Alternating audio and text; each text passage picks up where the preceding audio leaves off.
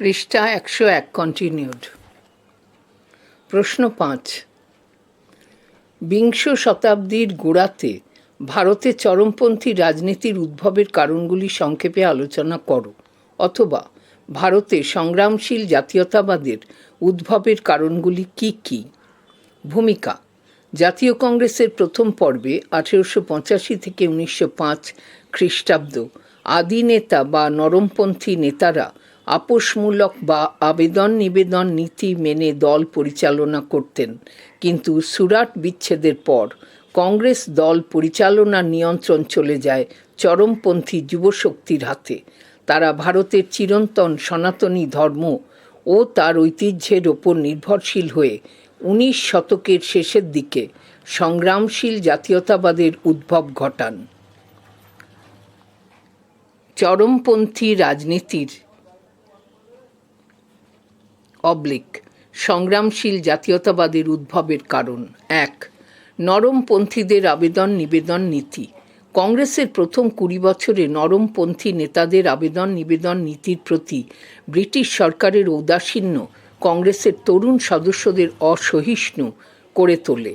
নরমপন্থী নেতারা পাশ্চাত্য উচ্চশিক্ষায় শিক্ষিত হলেও তাদের সঙ্গে সমাজে সাধারণ মানুষের কোনো সম্পর্ক গড়ে ওঠেনি। নরমপন্থীরা আবেদন নিবেদন নীতির সাহায্যেই ইংরেজদের কাছ থেকে কিছু সুযোগ সুবিধা পাবার আশায় বসেছিলেন। তাদের কোট এ পলিসি অফ 3P'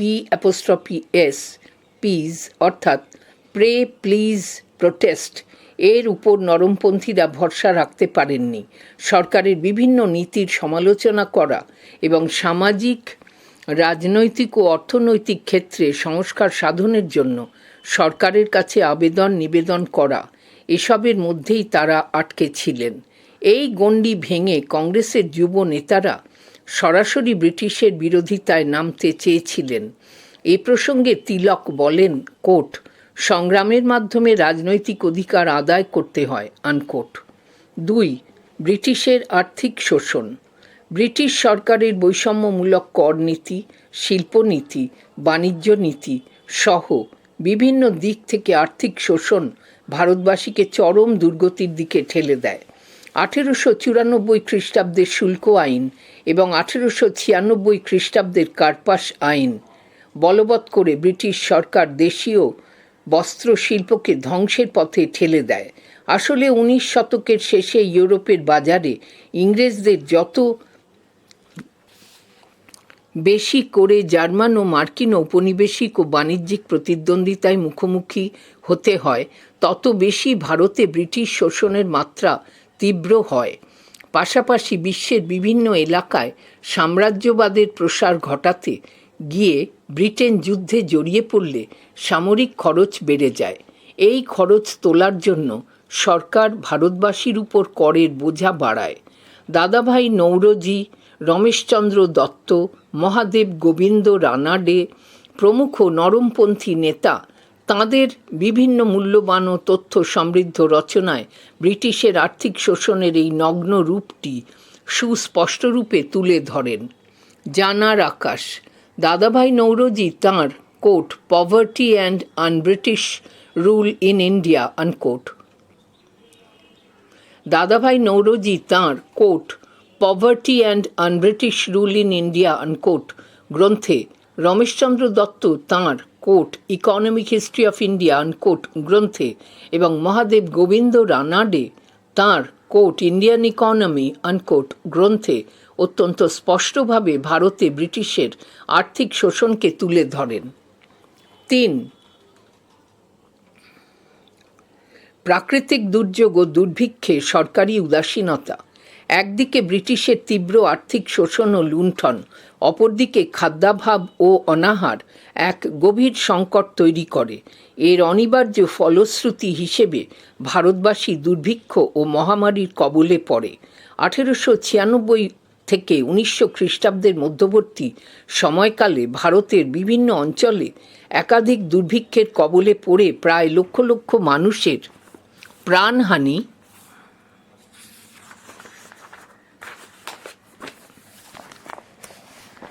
ঘটে।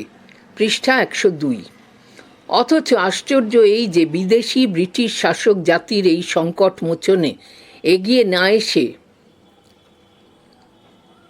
অথচ আশ্চর্য এই যে বিদেশি ব্রিটিশ শাসক জাতির এই সংকট মোচনে এগিয়ে না এসে নীরব দর্শকের ভূমিকা নেয়।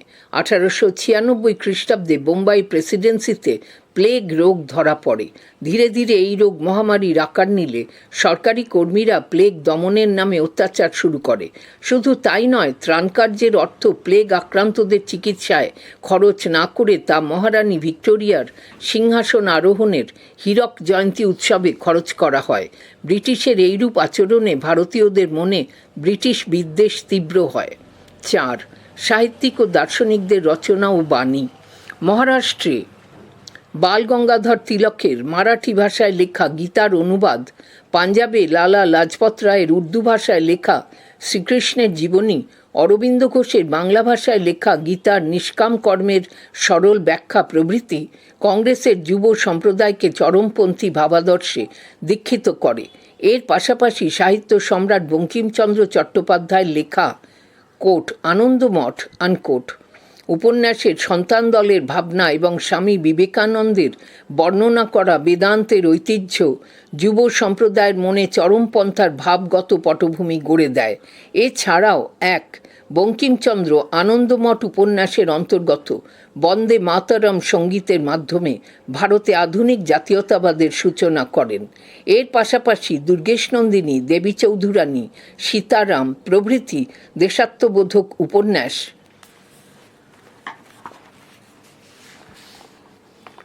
এবং অসংখ্য প্রবন্ধ প্রকাশ করে তিনি ভারতীয়দের সংগ্রামশীল আদর্শে অনুপ্রাণিত করেন। 2. বিবেকানন্দ পরিব্রাজক, প্রাচ্য ও পাশ্চাত্য, বর্তমান ভারত প্রভৃতি গ্রন্থ প্রকাশ করে নতুন ভারত গঠনের পথনির্দেশ দেন। ডক্টর অমলেশ ত্রিপাঠী লিখেছেন যে কোট বিবেকানন্দ উচ্চারিত অতুলনীয় মন্ত্র উত্তিষ্ঠিত জাগ্রত প্রাপ্য বরান নিবোধত চরমপন্থী বিপ্লবীদের প্রেরণা দেয়। 3. স্বামী দয়ানন্দ সরস্বতী তার আর্য সমাজের মাধ্যমে বৈদিক ধর্ম ও জীবনধারার ওপর ভিত্তি করে জাতীয় চরিত্র গঠনের চেষ্টা করেন। তাঁর এই আদর্শবাদ চরমপন্থীদের প্রভাবিত করে। 4. রবীন্দ্রনাথ ঠাকুর কোট রাজনীতির দ্বন্দ্ব আনকোট ইংরেজ ও ভারতবাসী শীর্ষক প্রবন্ধে নরমপন্থী রাজনীতির তীব্র সমালোচনা করে সংগ্রামশীল জাতীয়তাবাদের উদ্ভবকে ত্বরান্বিত করেন। ডক্টর অমলেশ ত্রিপাঠীর মতে কোট বঙ্কিমচন্দ্র, বিবেকানন্দ ও দয়ানন্দের শিক্ষা ভারতের চরমপন্থার আদর্শগত পটভূমি প্রস্তুত করে দিয়েছিল আনকোট। 5. বিভিন্ন পত্রপত্রিকার ভূমিকা। সমকালীন বেশ কিছু সংবাদপত্র, সাময়িকপত্র সংগ্রামশীল জাতীয়তাবাদের উন্মেষ ঘটাতে সাহায্য করেছিল। অরবিন্দের বন্দে মাতরম, বিপিনচন্দ্র পালের নিউ ইন্ডিয়া, শিশির কুমার ঘোষের অমৃতবাজার পত্রিকা, দক্ষিণারঞ্জন মুখোপাধ্যায়ের জ্ঞানান্বেষণ, ঈশ্বরচন্দ্র গুপ্তের সংবাদ প্রভাকর, মাদ্রাজের দ্য হিন্দু, লাহোরের দ্য ট্রিবিউন প্রভৃতিতে ব্রিটিশের সাম্রাজ্যবাদী ভূমিকার তীব্র সমালোচনা করা হয়, যা উগ্র সংগ্রামী মানসিকতার জন্ম দেয়।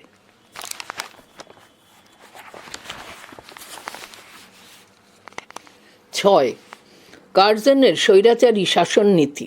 ভারতীয়দের সম্পর্কে বড়লাট কার্জন খুব হীন ধারণা পোষণ করতেন। সরকারি চাকরিতে তিনি শিক্ষিত ভারতীয়দের যোগ্য বলে মনে করতেন না।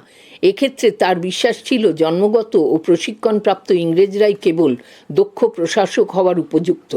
এছাড়াও তিনি কলকাতা পৌরসভা আইন 1899 খ্রিস্টাব্দ, ভারতীয় বিশ্ববিদ্যালয় আইন 1904 খ্রিস্টাব্দ জারি করে এই দুই প্রতিষ্ঠানের ওপর সরকার নিয়ন্ত্রণ প্রতিষ্ঠায় উদ্যোগী হন।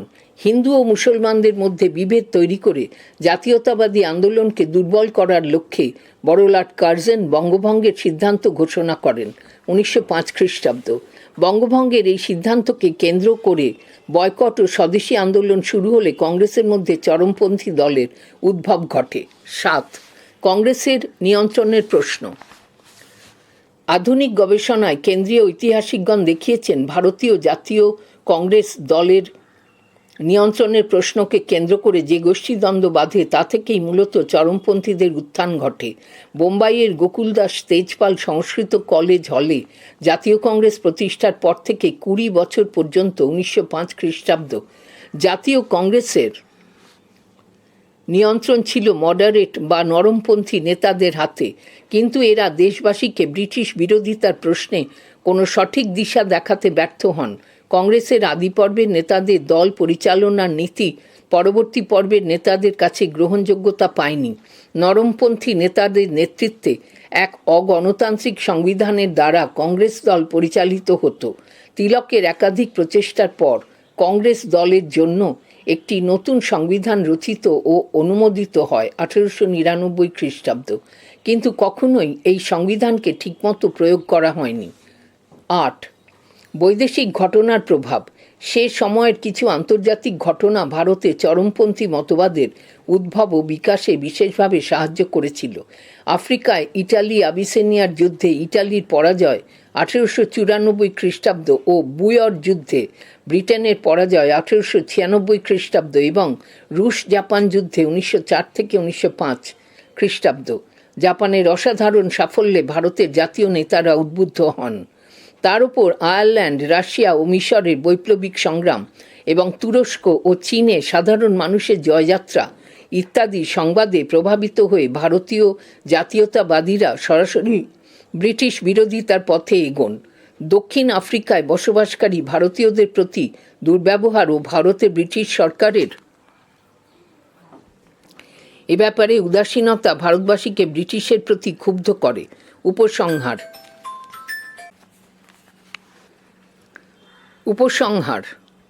কংগ্রেসের আদিপর্বের নরমপন্থী নেতাদের নিরাপদ আস্তানা থেকে বেরিয়ে এসে বাল গঙ্গাধর তিলক, লালা লাজপত রায়, বিপিনচন্দ্র পাল, অরবিন্দ ঘোষ প্রমুখ জাতীয় স্তরের নেতাগণ সংগ্রামশীল জাতীয়তাবাদী ভাবধারা ও চরমপন্থার প্রচার শুরু করেন।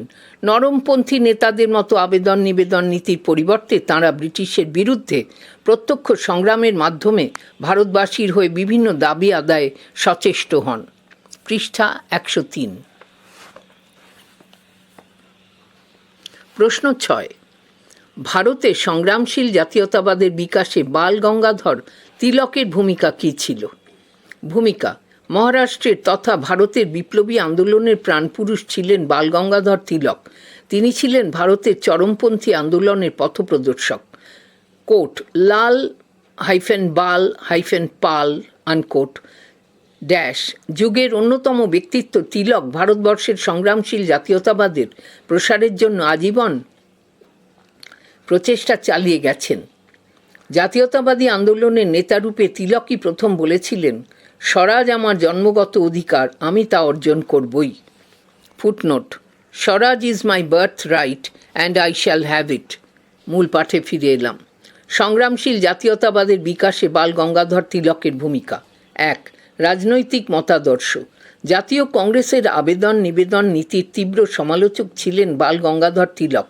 ভারতীয় সংস্কৃতি ও ঐতিহ্যের পুনরুজ্জীবনের আহ্বান জানিয়ে রাজনৈতিক অধিকার আদায়ের জন্য তিনি ব্রিটিশের বিরুদ্ধে সংগ্রাম শুরু করেন। ঘোষণা করেন তাঁর একমাত্র লক্ষ্য স্বরাজ অর্জন। তিলকের রাজনৈতিক মতাদর্শের মূল ভিত্তি ছিল গণশক্তি। তিনি ভারতবাসীকে চরমপন্থী জাতীয়তাবাদী আদর্শে উদ্বুদ্ধ হয়ে ব্রিটিশ বিরোধী সংগ্রামে যোগ দেওয়ার আহ্বান জানান। তিলক মনে করতেন রাজনীতি শুধু কিছু উচ্চশিক্ষিত মানুষের বৈঠকখানার আড্ডা নয়, তিনি রাজনীতিকে জনগণের নীতিরূপে প্রতিষ্ঠা করতে চেয়েছিলেন। জাতীয় কংগ্রেসের প্রথম যুগে নরমপন্থী নেতৃবৃন্দের রাজনৈতিক ভিক্ষাবৃত্তির কড়া সমালোচক ছিলেন তিনি। তিলকের রাজনৈতিক আদর্শের একটিই মন্ত্র ছিল, তা হল পূর্ণ স্বাধীনতা। 2. জাতীয়তাবাদী ভাবধারার বিস্তারে ভূমিকা। তিলক সর্বপ্রথম অনুভব করেন যে জাতীয়তাবাদী ভাবধারাকে মুষ্টিমেয় উচ্চশিক্ষিতদের বৈঠকখানায় সীমাবদ্ধ রাখলে চলবে না, তা সাধারণ দেশবাসীর কাছে পৌঁছে দিতে হবে, কেননা তারাই হলেন দেশ ও জাতির প্রধান চালিকা শক্তি। 1. পত্রিকা সম্পাদনার মাধ্যমে। তিলক মারাঠি ভাষায় প্রকাশিত কোট কেশরী আনকোট এবং ইংরেজি ভাষায় প্রকাশিত কোট মারাঠা আনকোট নামে 2টি সাপ্তাহিক পত্রিকা সম্পাদনা করেন। এই দুটি পত্রিকাতেই তিনি নিরন্তর ব্রিটিশ বিরোধী প্রবন্ধ ও আলোচনা প্রকাশ করে জাতীয়তাবোধে দেশবাসীকে উদ্বুদ্ধ করেছিলেন।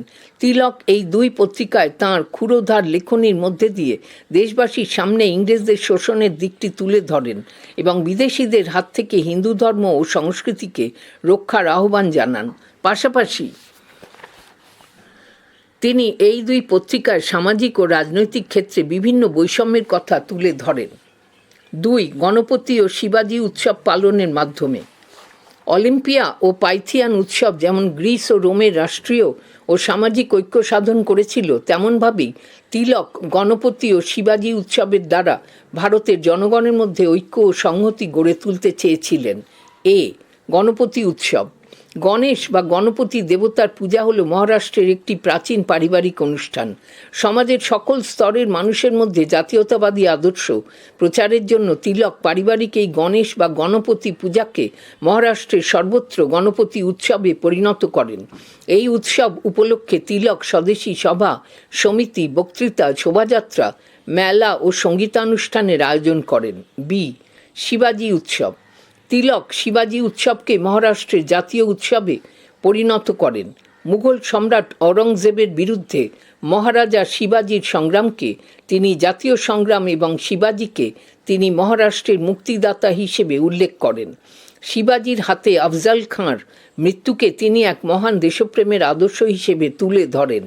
রায়গড়ে শিবাজির স্মৃতিসৌধের ভগ্নদশা দেখে তিলক কষ্ট পান।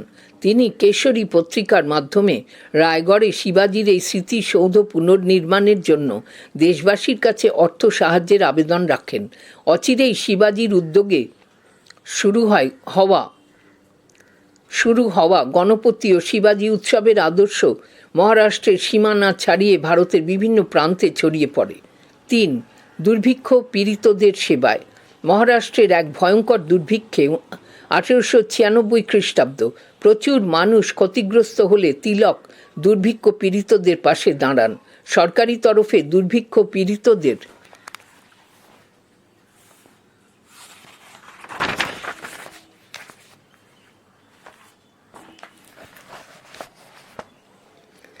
প্রতি কোনো রকম সাহায্য করা তো দূরের কথা, পৃষ্ঠা 104।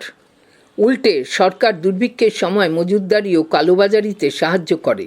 তিলক ব্রিটিশের কাছে দুর্ভিক্ষ নিবারণ আইন অনুযায়ী সাহায্যের আবেদন জানান, কিন্তু সরকারি তরফে কোনো সাহায্য না মেলায় তিনি কেশরী পত্রিকার মাধ্যমে মহারাষ্ট্রবাসীদের খাজনা বয়কটের ডাক দেন। তিনি বলেন, মৃত্যুর মুখোমুখি দাঁড়িয়েও কি আপনারা সাহসী হবেন না? 4. প্লেগ মহামারীতে সরকারের সমালোচনা। পুনা শহরে প্লেগ রোগের প্রকোপে মহামারী দেখা দিলে প্লেগ নিবারণের নামে সরকারি কর্মচারী ও সেনাদল মহারাষ্ট্রবাসীর ওপর অকথ্য অত্যাচার চালায়। সরকারি কর্মচারীদের এই অমানবিক অত্যাচারের তীব্র সমালোচনা করে তিলক কোট মারহাট্টা আনকোট পত্রিকায় লেখেন, কোট, পুনা শহরে তাণ্ডবকারী প্লেগ কর্মীদের চেয়ে প্লেগ নামক মহামারী অনেক বেশি মঙ্গলজনক, আনকোট। 3. স্বদেশী ও বয়কট আন্দোলনে নেতৃত্ব দান। 1905 খ্রিস্টাব্দে বঙ্গভঙ্গ আন্দোলন শুরু হলে তিলক তাতে অংশগ্রহণ করেন। বঙ্গভঙ্গের অংশ হিসেবে স্বদেশী ও বয়কট আন্দোলন মহারাষ্ট্রে তিলকের নেতৃত্বে প্রসারিত হয়। বাংলায় বয়কট প্রস্তাবকে সমর্থন করে তিলক মহারাষ্ট্রে বিলাতি কাপড়ে আগুন জ্বালানোর কর্মসূচি পালন করেন। তিনি বিভিন্ন জনসভায় বক্তৃতা দিয়ে এবং কেশরী ও মারহাট্টা পত্রিকায় লেখালেখির মধ্যে দিয়ে মহারাষ্ট্রবাসীর কাছে স্বদেশীর বার্তা ছড়িয়ে দেন। তিনি বলেন, কোট, বয়কট ও নিষ্ক্রিয় প্রতিরোধ আমাদের অস্ত্র। কারো ওপর বল প্রয়োগের পক্ষপাতী আমরা নই। কর্মপন্থা অনুসরণ করতে গিয়ে যদি দুঃখ বরণ করতে হয় তাহলেও আমরা পিছু হটব না, আনকোট। স্বদেশী যুগে মহারাষ্ট্রের বাল গঙ্গাধর তিলক, পাঞ্জাবের লালা লাজপত রায়, বাংলার বিপিনচন্দ্র পাল, এই 3 নেতা একত্রে লাল বাল পাল নামে পরিচিত হন। মুজফ্ফরপুরে ক্ষুদিরাম ও প্রফুল্ল চাকির নেতৃত্বে অত্যাচারী কিংসফোর্ডকে হত্যার প্রচেষ্টা ব্যর্থ হলে তিনি ব্রিটিশ রাজ্যের তীব্র সমালোচনা করে কেশরী ও মারহাট্টা পত্রিকায় কিছু প্রবন্ধ লেখেন।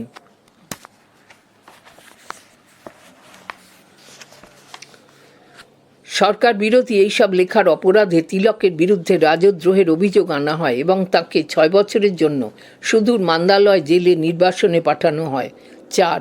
হোম রুল আন্দোলনে নেতৃত্ব দান। মান্দালয় জেল থেকে মুক্তি পেয়ে তিলক আয়ারল্যান্ডের আইরিশ হোম রুল আন্দোলনকারীদের মতো ভারতেও কিছু প্রশাসনিক সংস্কারের উদ্যোগ নেন। এই উদ্যোগ রূপায়ণের জন্য তিনি ইন্ডিয়ান হোম রুল লীগ প্রতিষ্ঠা করেন 28 এপ্রিল 1916 খ্রিস্টাব্দ।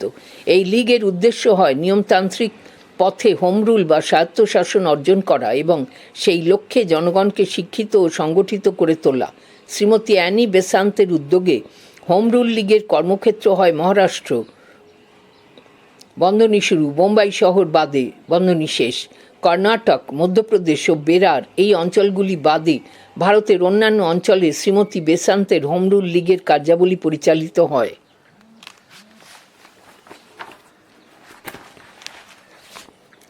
তিলকের নেতৃত্বে হোম রুল লীগ ভাষাভিত্তিক রাজ্য গঠন, মাতৃভাষার মাধ্যমে শিক্ষাদান এবং অস্পৃশ্যতা দূরীকরণের ওপর জোর দেয়। ধীরে ধীরে তিলক একজন জনপ্রিয় নেতা হয়ে ওঠেন এবং কোট লোকমান্য আনকোট উপাধিতে ভূষিত হন। 5. বিপ্লববাদের জনক। বাল গঙ্গাধর তিলকের জাতীয়তাবাদ ও দেশপ্রেমের আদর্শে শুধু মহারাষ্ট্র নয়, ভারতের অন্যান্য অঞ্চলের বিপ্লবীরা উদ্বুদ্ধ হন। চরমপন্থী জাতীয়তাবাদের বিকাশ তিলকের অবদানকে স্বীকার করে ইংরেজ সাংবাদিক ভ্যালেন্টাইন চিরল তিলককে কোট ভারতীয় বিক্ষোভের জনক আনকোট আখ্যা দেন। তিলকের জাতীয়তাবাদী আদর্শের মূল ভিত্তি ছিল ভিক্ষানীতি বর্জন এবং আত্মশক্তির দ্বারা নিজের অধিকার প্রতিষ্ঠা করা। এই অধিকার প্রতিষ্ঠার জন্য তিলকই সর্বপ্রথম ব্রিটিশ শক্তির বিরুদ্ধে প্রত্যক্ষ সংগ্রামের কথা বলেন। ক্ষুদিরাম ও প্রফুল্ল চাকির বিপ্লবের প্রচেষ্টাকে তিনি সমর্থন জানান।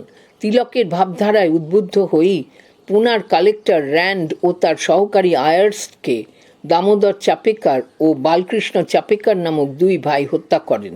বাংলায় সন্ত্রাসবাদকে সমর্থন করে তিলক লেখেন কোট প্রশাসন যদি রাশিয়ার অনুরূপ অর্থাৎ দমনমূলক হয়, জনগণকেও রাশিয়ার নীতি অর্থাৎ গুপ্ত হত্যার নীতি গ্রহণ করতে হবে। 6. চরমপন্থার প্রবর্তক। ভারতে চরমপন্থী জাতীয়তাবাদের প্রথম ও প্রধানতম প্রবক্তা হলেন বাল গঙ্গাধর তিলক। চরমপন্থা বা সংগ্রামশীল জাতীয়তাবাদে বিশ্বাসী তিলকের চরমপন্থী মতবাদের কয়েকটি বৈশিষ্ট্য দেখা যায়। প্রথমত, তিলকই সর্বপ্রথম গ্রিসের কোট অলিম্পিয়া আনকোট এবং রোমের পাইথিয়ান আদর্শের অনুসরণে গণপতি ও শিবাজি উৎসবের মতো ভারতের ধর্মীয় ও সামাজিক অনুষ্ঠান পালন করার মাধ্যমে দেশবাসীকে জাতীয়তাবাদে দীক্ষিত করেন।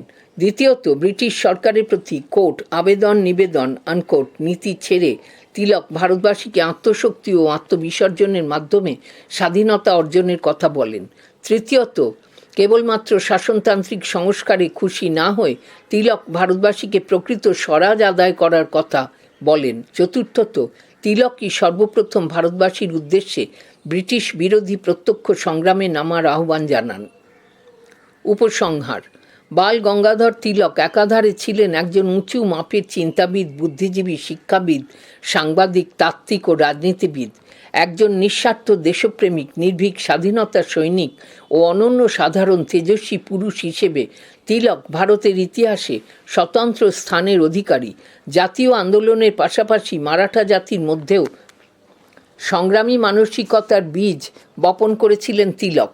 নিঃস্বার্থ দেশপ্রেম, অদম্য সাহস ও আত্মবলিদানের মাধ্যমে স্বাধীনতা অর্জনের যে দৃঢ় সংকল্প তিলক দেখিয়েছেন, তার ফলেই জাতীয় মুক্তি আন্দোলনের ক্ষেত্রে আগামী প্রজন্ম নতুন পথের সন্ধান পায়। তিলক বলেছিলেন কোট আমি ভারতকে আমার মাতৃভূমি এবং আমার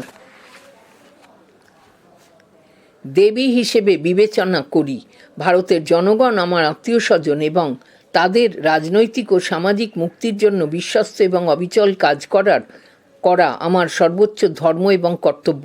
আনকোট। পৃষ্ঠা 105।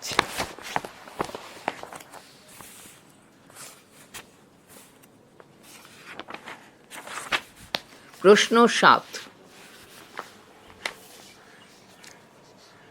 ভারতে সংগ্রামশীল জাতীয়তাবাদের বিকাশে লালা লাজপত রায়ের অবদান সম্পর্কে আলোচনা করো। ভূমিকা: ভারতে সংগ্রামশীল জাতীয়তাবাদের উদ্ভব বা চরমপন্থী মতবাদের বিকাশে স্মরণীয় ভূমিকা পালন করেছিলেন লালা লাজপত রায় 1865 থেকে 1928 খ্রিস্টাব্দ। ভারতে সংগ্রামশীল জাতীয়তাবাদের অন্যতম প্রবক্তা তথা লাল বাল পাল যুগের অন্যতম ব্যক্তিত্ব ছিলেন লালা লাজপত রায়। ব্রিটিশ শাসন মুক্ত স্বরাজ অর্জনই ছিল তাঁর জীবনের মূল আদর্শ। স্বরাজ অর্জনের লক্ষ্যে জাতীয় আন্দোলনে তাঁর অবদান অবিস্মরণীয়। ভারতে সংগ্রামশীল জাতীয়তাবাদের বিকাশে লালা লাজপত রায়ের অবদান। 1. রাজনৈতিক মতাদর্শ। পাঞ্জাবে সংগ্রামশীল জাতীয়তাবাদী নেতৃবৃন্দের মধ্যে লালা লাজপত রায় ছিলেন অন্যতম শ্রেষ্ঠ ব্যক্তিত্ব। অল্প বয়সেই তিনি স্বামী দয়ানন্দের সংস্পর্শে এসে আর্য সমাজে যোগদান করেন। এ সময় তিনি গুরুদত্ত ও লালা হংসরাজের সঙ্গে পরিচিত হন এবং শুদ্ধি আন্দোলনের এক প্রবক্তা রূপে নিজেকে প্রতিষ্ঠা করেন।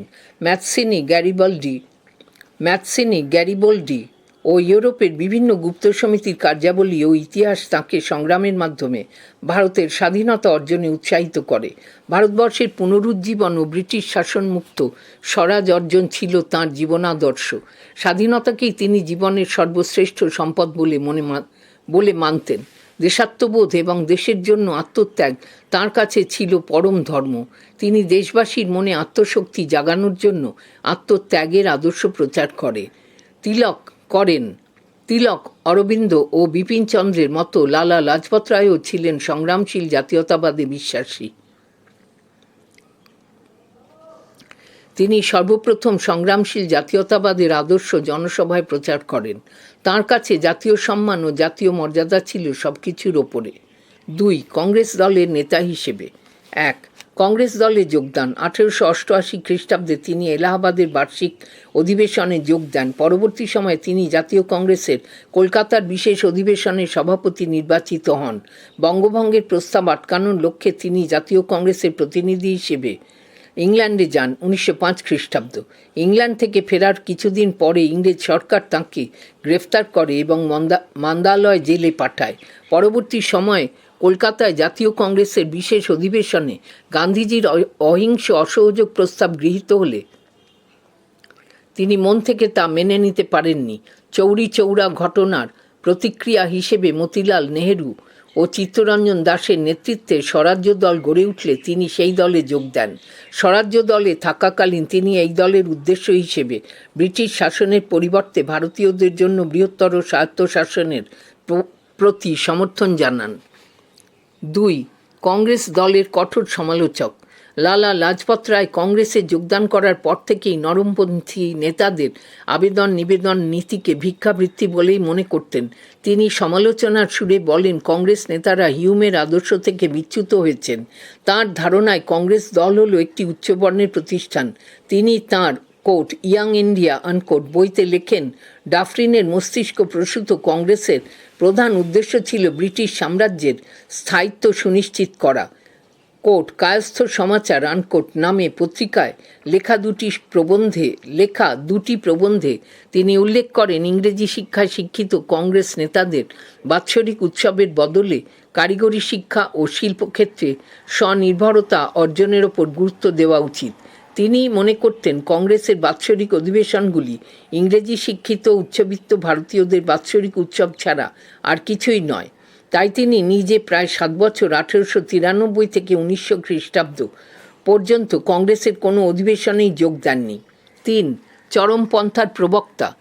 কংগ্রেসের নরমপন্থী মনোভাবকে মেনে নিতে না পেরে লালা লাজপত রায় পরবর্তী সময় বাল গঙ্গাধর তিলক, বিপিনচন্দ্র পাল এবং অরবিন্দ ঘোষের সঙ্গে মিলিত হয়ে কংগ্রেসের চরমপন্থী গোষ্ঠী গঠন করেন। চরমপন্থী নেতা হিসেবে তাঁর জাতীয় আদর্শের মূল ভিত্তি ছিল ভিক্ষানীতি বর্জন, জনগণের প্রতি আস্থা জ্ঞাপন এবং ব্রিটিশ নিয়ন্ত্রণমুক্ত পূর্ণ স্বাধীনতা অর্জন। তিনি আত্মশক্তি ও আত্মত্যাগের মধ্য দিয়ে এই স্বাধীনতা অর্জনে বিশ্বাসী ছিলেন। তাঁর ধারণায় বিশ্বের সকল সম্পদ প্রকৃত অর্থে জাতীয় মর্যাদা ও স্বাধীনতার কাছে অতি তুচ্ছ।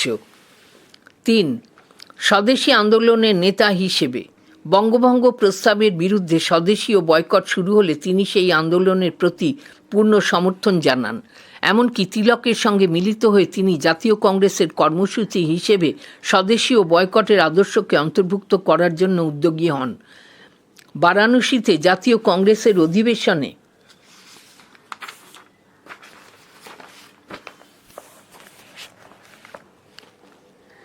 তিনি রাজনৈতিক পন্থা হিসেবে পৃষ্ঠা 106 নিষ্ক্রিয় প্রতিরোধ অর্থাৎ প্যাসিভ রেজিস্ট্যান্স নীতিকে গ্রহণ করার আবেদন রাখেন।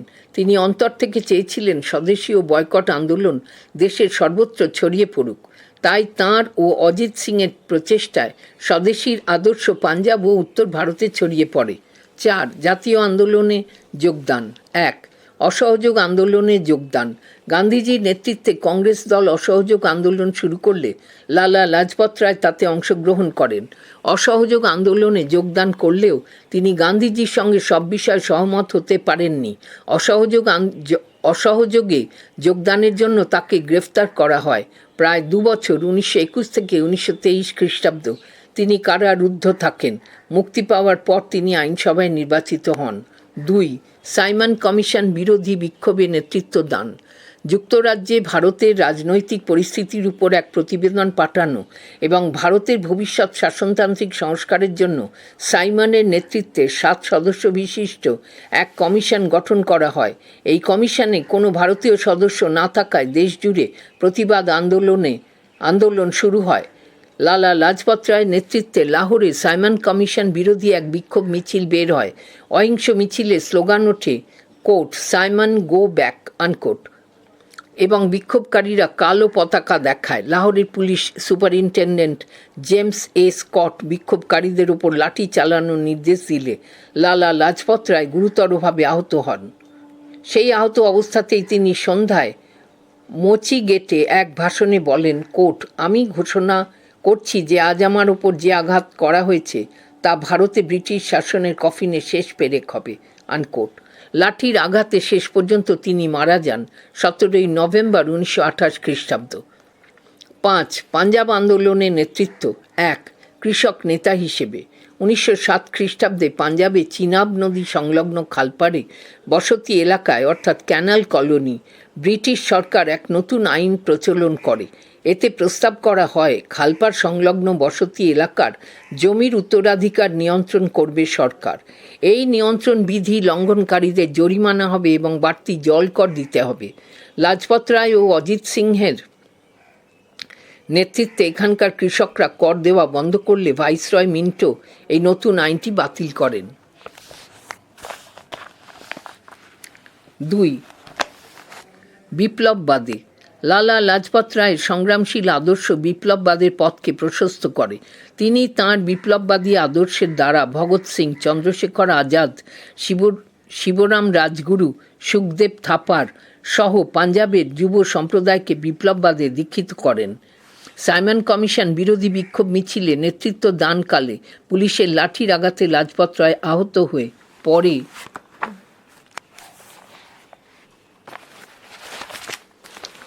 মারা গেলে পাঞ্জাবের হিন্দুস্তান সোশ্যালিস্ট রিপাবলিকান অ্যাসোসিয়েশন নামে একটি বিপ্লবী দল এই হত্যার প্রতিশোধ নেওয়ার সিদ্ধান্ত নেয়। এই দলের বিপ্লবী ভগৎ সিং পাঞ্জাবের লাহোরে ব্রিটিশ পুলিশ অফিসার জন সান্ডার্সকে গুলি করে হত্যা করেন এবং ভগৎ সিং সহযোগী চন্দ্রশেখর আজাদ ভারতীয় পুলিশ হেড কনস্টেবল চন্দন সিংহকেও গুলি করে হত্যা করেন। পাঞ্জাবে গদর পার্টির নেতৃত্বে যে বৈপ্লবিক কর্মতৎপরতা দেখা যায় তাতে লাজপত রায়ের সক্রিয় ভূমিকা ছিল। নেতা হিসেবে তাঁর সংগ্রামী মানসিকতার জন্য কোট শের ই পাঞ্জাব আনকোট বা কোট পাঞ্জাব কেশরী আনকোট বা পাঞ্জাবের সিংহ নামে তাঁকে অভিহিত করা হয়। 6. আমেরিকায় প্রবাসী বিপ্লবী জীবন। পাঞ্জাবে কৃষক আন্দোলনে নেতৃত্ব দানের অপরাধে লালাজিকে মন্দালয়ে নির্বাসিত করা হয়। মন্দালয়ে নির্বাসন শেষে লালা লাজপত রায় পাঞ্জাব হয়ে আমেরিকায় চলে যান 1913 খ্রিস্টাব্দ। আমেরিকায় তিনি লালা হরদয়াল, এম.এন. রায় প্রমুখের সংস্পর্শে আসেন। নিউ ইয়র্কের হোম রুল লীগের একটি শাখা Indian home rule League of America প্রতিষ্ঠা করেন 1917 খ্রিস্টাব্দে। 1920 খ্রিস্টাব্দের গোড়ার দিকে তিনি দেশে ফিরে আসেন।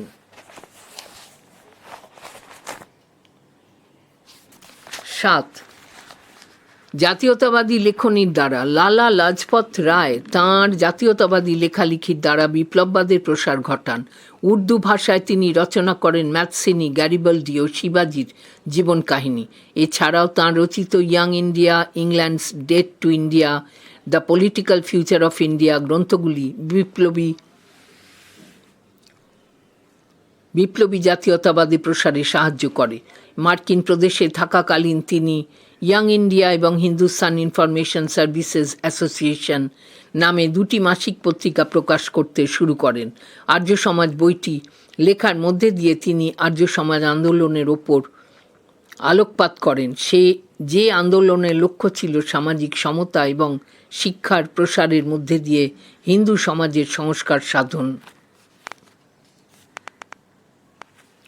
উপসংহার: লালা লাজপত রায় রাজনৈতিক সততা, আত্মত্যাগ ও সর্বোপরি দেশমাতার পদতলে নিঃস্বার্থভাবে নিজেকে উৎসর্গ করার নিদর্শন ভারতের স্বাধীনতা সংগ্রামের ইতিহাসের পাতায় তাঁকে চিরস্থায়ী আসন দান করেছে। লালা লাজপত রায় বলেন, ভারতবাসীকে নিজের শক্তির ওপর নির্ভর করেই স্বাধীন হতে হবে। তিনি বলেন, আমাদের প্রথম চাহিদা হল দেশপ্রেমকে ধর্মের মতো গণ্য করা এবং তার জন্য বাঁচা বা মরার মতো মানসিকতা জাগিয়ে তোলা।